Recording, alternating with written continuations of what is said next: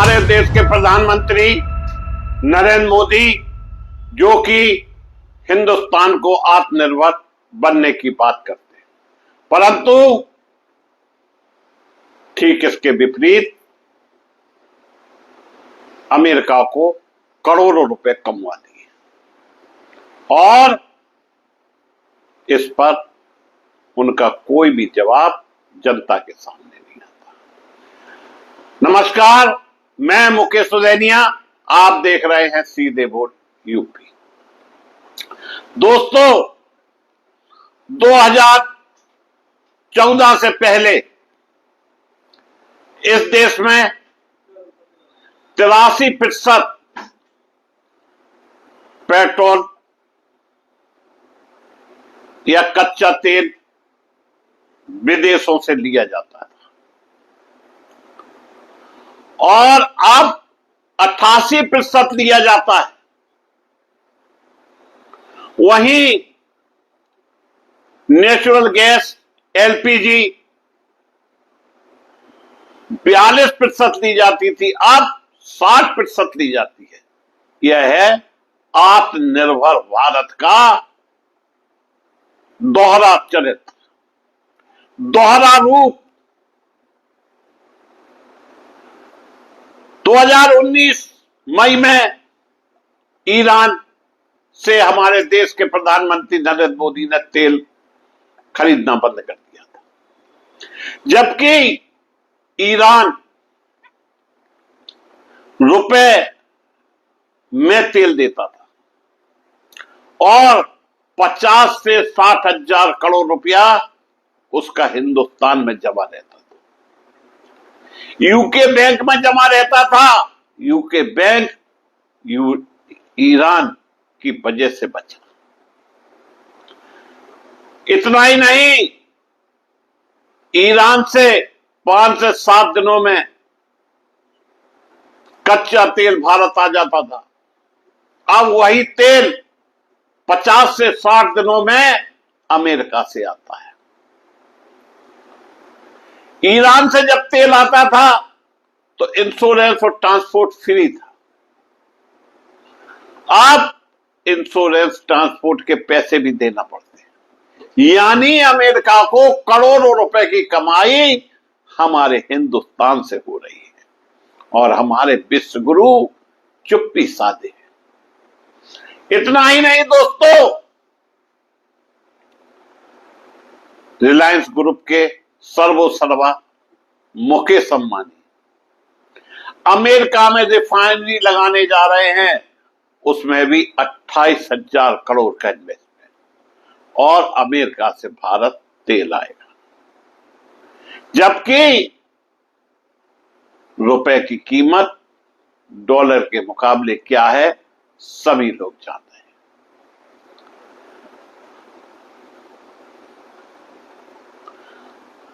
देश के प्रधानमंत्री नरेंद्र मोदी अमेरिका और महंगाई का पूरा खेल।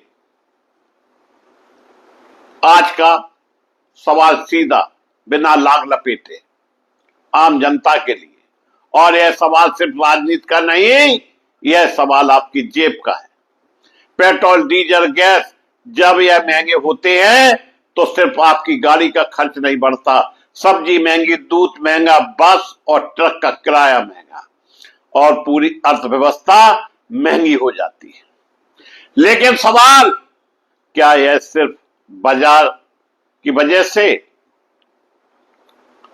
या इसके पीछे अंतरराष्ट्रीय राजनीति भी है? और यही सवाल आज सुपर पावर बनाम सत्ता से। तेल की असली राजनीति, दुनिया की राजनीति में अगर किसी चीज में सबसे ज्यादा युद्ध कराए तो वह है तेल का खेल। तेल सिर्फ ऊर्जा नहीं, यह शक्ति है, यह रणनीति है और यह वैश्विक राजनीति का सबसे बड़ा हथियार भी है।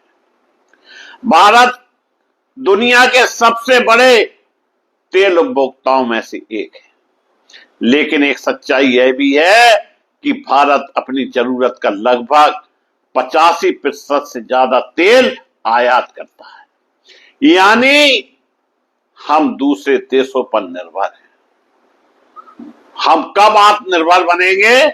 सिर्फ आपको बता दें, बातों से आत्मनिर्भर नहीं बना जाता है, काम से आत्मनिर्भर बनता है। दोस्तों, 2014 से पहले की स्थिति, 2014 से पहले भारत की सरकार इंडियन नेशनल कांग्रेस के नेतृत्व वाली यूपीए के पास थी। उस समय भारत ईरान से बड़ी मात्रा में तेल खरीदता था। इसका फायदा क्या था? ईरान से तेल सिर्फ 6 से 7 दिन में भारत पहुंचता था।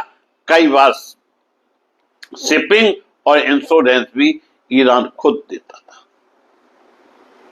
और सबसे बड़ी बात, भुगतान डॉलर में नहीं बल्कि रुपया में होता था। इसके लिए यूको बैंक के जरिए भुगतान व्यवस्था बनाई गई थी, यानी भारत पर डॉलर का दबाव कम। 2014 के बाद नई नीति, 2014 के बाद मोदी केंद्र में सत्ता में आए। सरकार ने कहा भारत को मजबूत बनना है और वैश्विक स्तर पर नई रणनीति अपनानी है। लेकिन तेल के आंकड़े क्या कहते हैं? भारत की तेल आयात निर्भरता करीब 83% से बढ़कर लगभग 88% पहुंच गई। इस पर हमारे देश के प्रधानमंत्री नरेंद्र मोदी कोई भी जवाब नहीं देते। संसद में बहस नहीं होती, भाषणों में बात नहीं होती, सिर्फ जय श्री राम के नारे के अलावा कोई दूसरा हलचल नहीं होती। यानी आत्मनिर्भरता की बात और निर्भरता की वास्तविकता दोनों अलग अलग दिखाई देती है। 2019 का बड़ा झटका, 2019 में दुनिया की राजनीति में बड़ा मोड़ आया।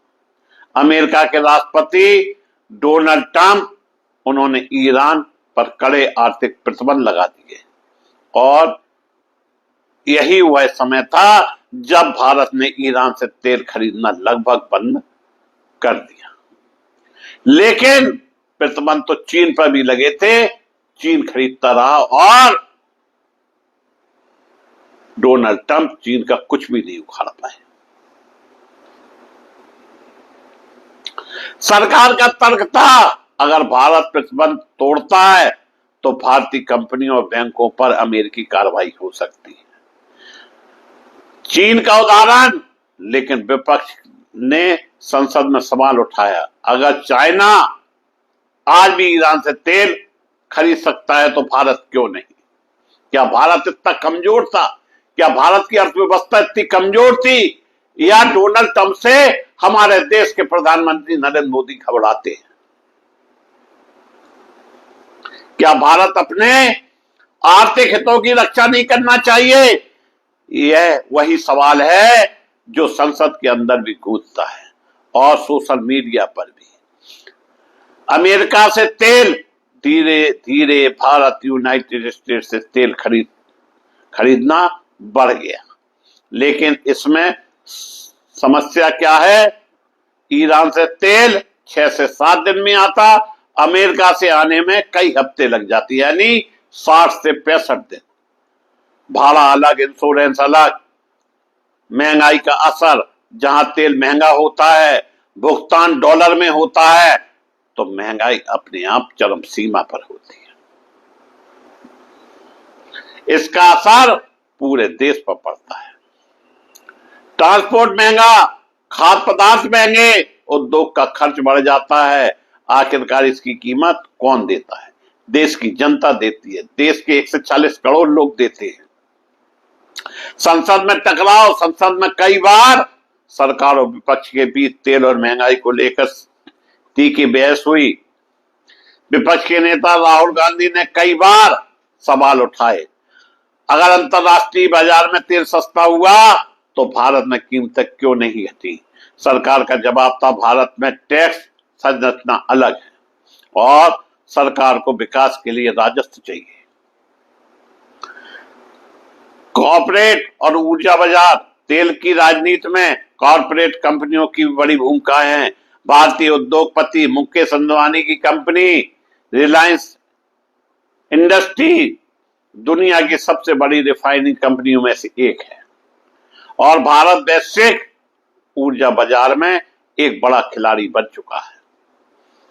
असली सवाल अब सवाल यह नहीं कि कौन सी पार्टी सही कौन गलत, असली सवाल यह है क्या भारत अपनी ऊर्जा नीति पूरी तरह स्वतंत्र रूप से तय कर पा रहा है या वैश्विक राजनीति का असर उस पर पड़ रहा है। दोस्तों, तेल सिर्फ ईंधन नहीं, यह वैश्विक राजनीति का सबसे बड़ा हथियार है और जब तेल की कीमत बदलती है तो उसका असर सीधे भारत की जनता की जेब पर पड़ता है। संसद में बहस जारी है, सरकार विपक्ष दोनों अपने अपने तर्क दे रहे हैं, लेकिन पेट्रोल पंप पर खड़ा आम आदमी बस एक ही सवाल पूछता है, तेल सस्ता कब। यानी 2019 से अब तक कई अरब कई खरब रुपया हमारे देश के प्रधानमंत्री नरेंद्र मोदी जी डोनाल्ड ट्रंप को कमवा चुके हैं। इसके बाद में भी जनता को यह सच्चाई नहीं बताई जाती है और यह जो पैसा गया है ये आम जनता की गाड़ी कमाई है। आज रुपया 92 रुपए 32 पैसे पर पहुंच गया है, डॉलर के मुकाबले कमजोर है और हमें पेमेंट डॉलर में करना पड़ता है। अगर ईरान से हम तेल ले रहे होते तो हमें पेमेंट रुपया में करना पड़ता और हमारी अरबों खरबों रुपए की बचत होती। लेकिन दोस्तों, जब हमारे देश के प्रधानमंत्री इतने बड़े युद्ध में भी सिर्फ चुनावी मोड में व्यस्त हैं, कहीं आसाम में घुसपैठिए घुस रहे हैं, कहीं बंगाल में घुस रहे हैं, उन्हें तो सरकार बनाना है, देश के 140 करोड़ के हित की चिंता उन्हें नहीं है। हर बार भी वो चुनावी मोड में हो जाते हैं और जितनी घोषणा करते हैं आप उठा के देख लीजिए उसमें से पूरी कितनी होती है। मैं मुकेश सुदैनिया पुनः देश के लोगों से अपील करना चाहूंगा कि वो 2019 में जब तेल खरीदा जाता था और 2025 में तेल खरीदा जाता था, इसका एनालिसिस खुद करें, उनको समझ में आ जाएगा कि दोहरे चरित्र की सत्ता हमेशा देश के लिए नुकसानदायक होती है। और अब वो सन 47 की बात कर रहे हैं कि संसार की सबसे बड़ी अर्थव्यवस्था भारत बन जाएगा, यानी कई साल बाद के सपने अभी से जनता को दिखाए जा रहे हैं, जबकि अभी स्थिति बस से बदतर देश की है, क्योंकि तेल का खेल असली तो अमेरिका खेल रहा है। मैं मुकेश सुदैनिया अपने शब्दों को विराम देता हुआ अपनी बात समाप्त करता हूं।